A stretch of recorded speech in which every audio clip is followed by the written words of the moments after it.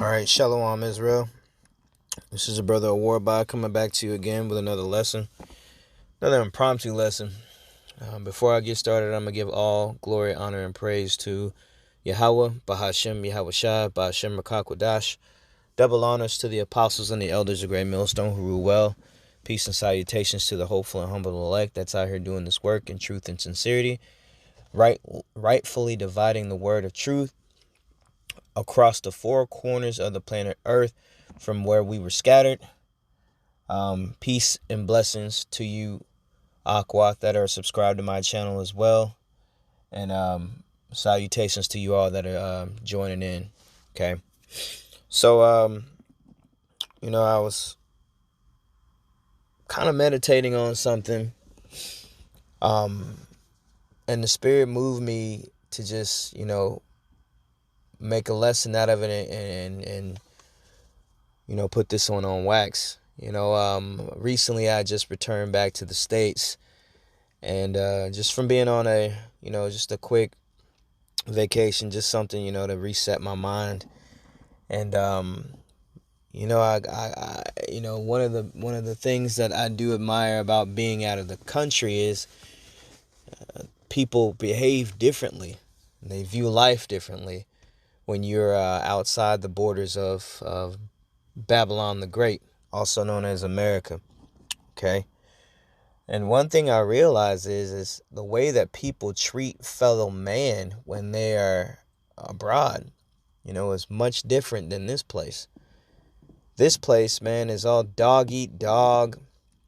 It makes you bitter, which that's what the word America even means, is it means bitter. Okay? And this place turns you cold and turns you bitter towards your fellow man, and towards your neighbor. Okay? Especially I'm speaking directly to you Israelites, you so-called Negroes, Latinos, and Native Americans. Okay? I got a few precepts lined up, that come to mind, but,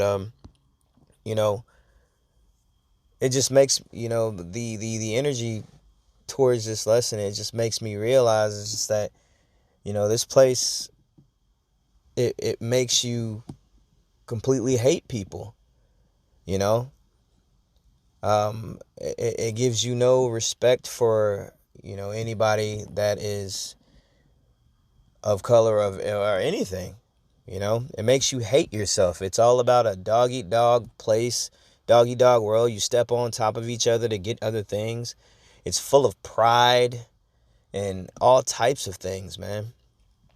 It makes you to where you care less for, your fellow brother.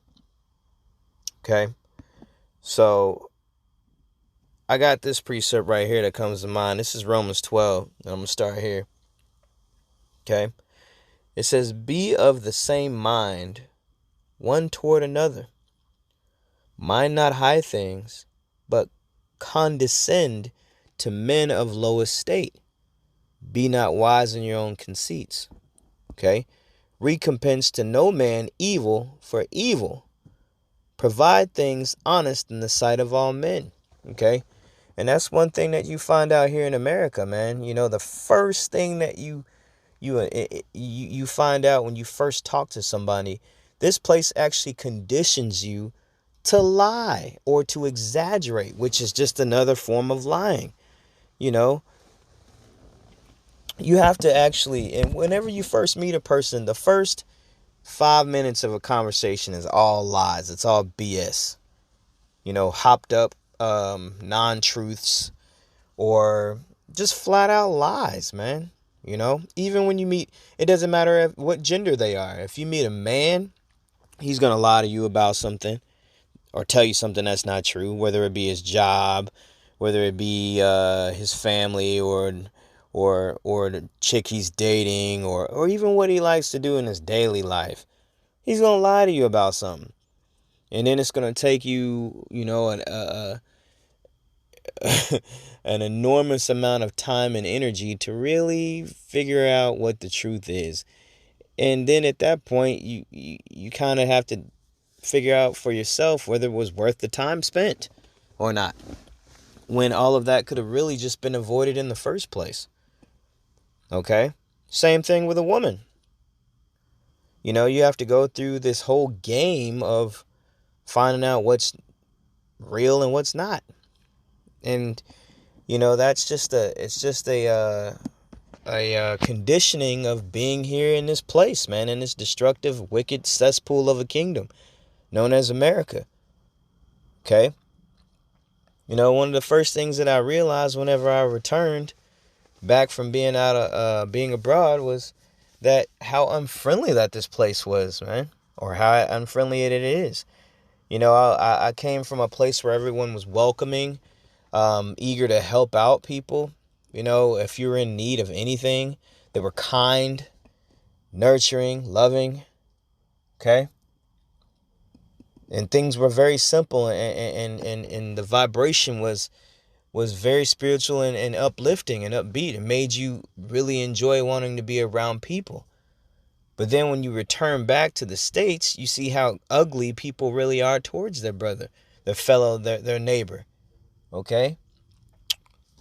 Two of the main scriptures, or the main commandments, is number one, thou shalt not have any other gods before the Most High. And then the second one, all of them tie into these two. Thou shalt not have any other gods before me. And then the second one is, love thy neighbor. Okay?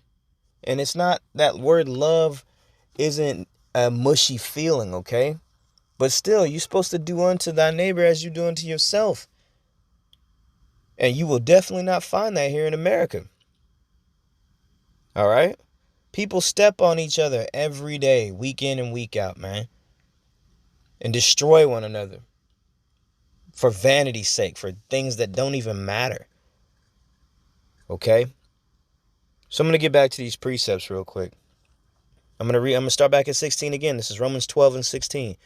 Be of the same mind towards one another. Mind not high things, but condescend to men of low estate. Be not wise in your own conceits. Recompense to no man evil for evil. Provide things honest in the sight of all men.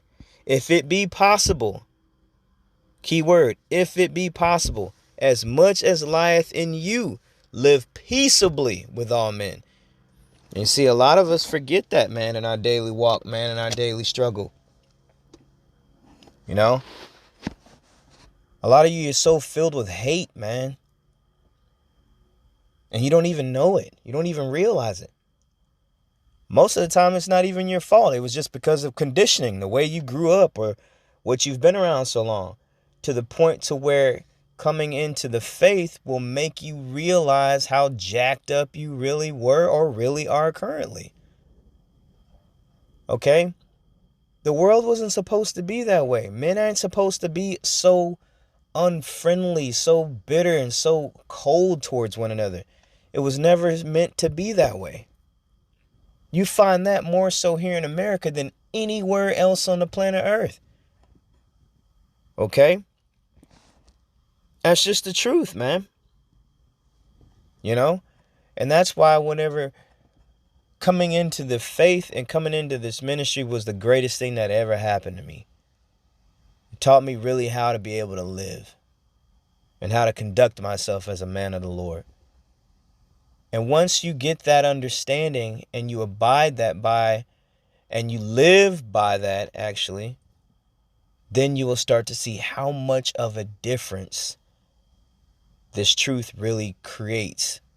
How much of a rift between the truth and the world that there really is. It's night and day. Okay? I got one more precept and then I'm going to end.